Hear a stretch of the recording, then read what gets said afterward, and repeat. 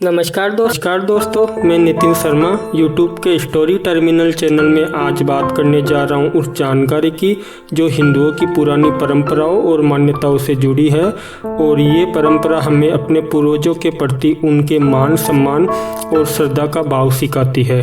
तो दोस्तों, आज हम आपसे श्राद्ध पक्ष क्या होता है और इसके बारे में जुड़े अन्य प्रश्नों की जानकारी सरल भाषा में आपके सामने प्रस्तुत करेंगे। तो दोस्तों, सबसे पहला प्रश्न है कि श्राद्ध और श्राद्ध पक्ष क्या होता है एवं कितने दिनों का होता है। इसका जवाब है कि पूर्वजों की आत्मा की शांति और उनके तर्पण के निर्मित श्राद्ध किया जाता है। यहाँ श्राद्ध का अर्थ श्रद्धापूर्वक अपने पितरों के प्रति सम्मान प्रकट करने से है। श्राद्ध पक्ष में अपने पूर्वजों को एक विशेष समय में 15 दिनों की अवधि तक सम्मान दिया जाता है। इस अवधि को पितृपक्ष अर्थात श्राद्ध पक्ष कहते हैं। हिंदू धर्म में श्राद्ध का विशेष महत्व होता है। वैदिक ज्योतिष के अनुसार जब सूर्य का प्रवेश कन्या राशि में होता है तो उसी दिन पितृपक्ष मनाया जाता है। पितरों की आत्मा की शांति के लिए पितृपक्ष में तर्पण और पिंडदान को सर्वोत्तम माना गया है।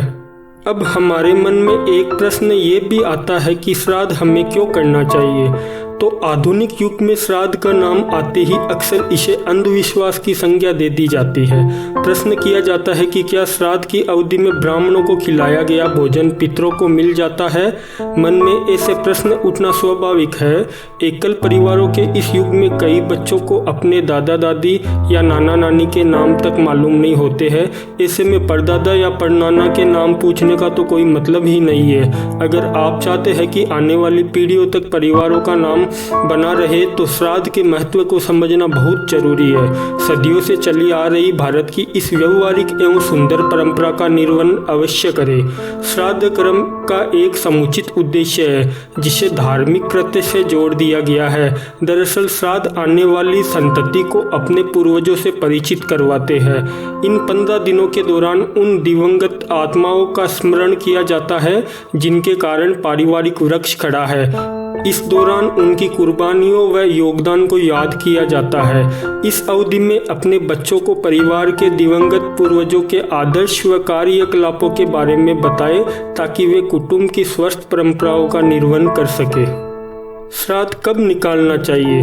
दिवंगत परिजनों की आत्माओं की तृप्ति और मुक्ति के लिए श्रद्धापूर्वक की गई क्रिया का नाम ही श्राद्ध है। श्राद्ध के लिए आश्विन मास का कृष्ण पक्ष तय किया गया है। ज्योतिषीय दृष्टि से इस अवधि में सूर्य कन्या राशि पर गोचर करता है, इसलिए इसे कन्नागत भी कहते हैं। जिनकी मृत्यु तिथि मालूम नहीं है उनका श्राद्ध अमावस्या को किया जाता है। इसे सर्वपितृ अमावस्या या सर्वपितृ श्राद्ध भी कहते हैं। इस श्रद्धा पर्व के बहाने पूर्वजों को याद किया जाता है।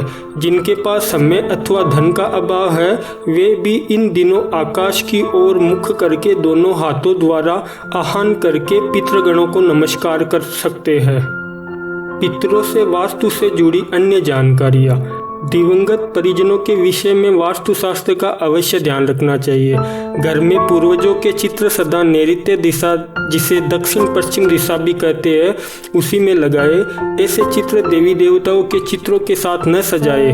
पूर्वज आदरणीय एवं श्रद्धा के प्रतीक है मगर वे इष्ट देव का स्थान नहीं ले सकते हैं।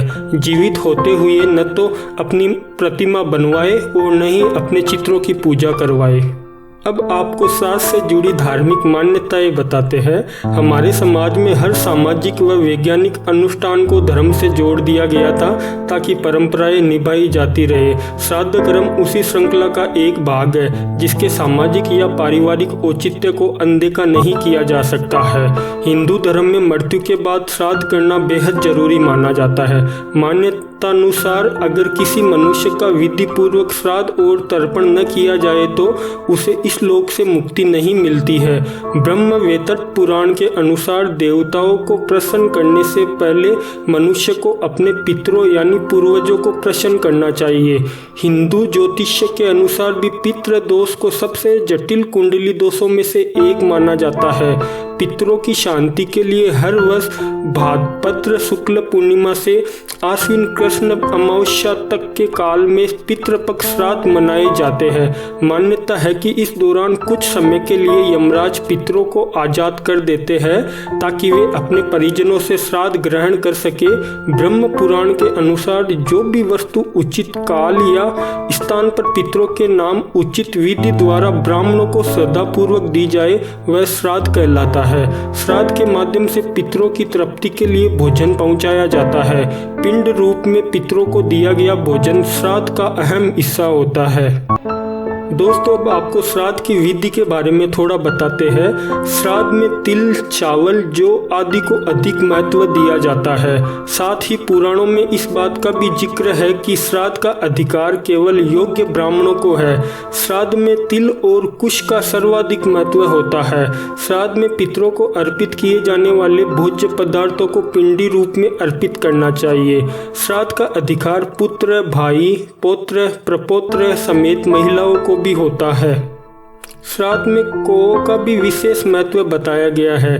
कोए को पितरों का रूप माना जाता है। मान्यता है कि श्राद्ध ग्रहण करने के लिए हमारे पितर कोए का रूप धारण कर नियत तिथि पर दोपहर के समय हमारे घर आते हैं। अगर उन्हें श्राद्ध नहीं मिलता है तो वे रुष्ट हो जाते हैं। इस कारण श्राद्ध का प्रथम अंश कौ को दिया जाता है।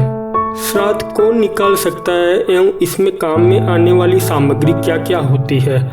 इसे ब्राह्मण या किसी सुयोग्य कर्मकांडी द्वारा करवाया जा सकता है। आप चाहे तो स्वयं भी कर सकते हैं। श्राद्ध विधि के लिए ये सामग्री ले: सर्प सर्पणी का जोड़ा, चावल, काले तिल, सफ़ेद वस्त्र, 11 सुपारी, दूध, जल तथा माला। फिर पूर्व या दक्षिण की ओर मुख करके बैठे सफ़ेद कपड़े पर सामग्री रखे।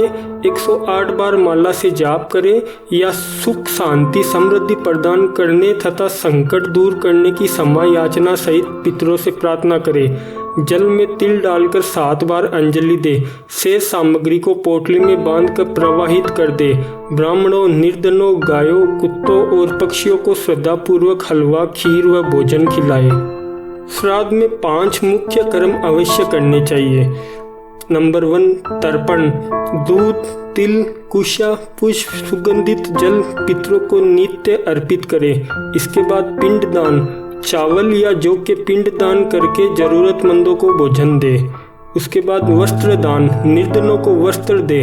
उसके बाद में दक्षिणा, भोजन करवाने के बाद दक्षिणा दे और चरण स्पर्श भी जरूर करे।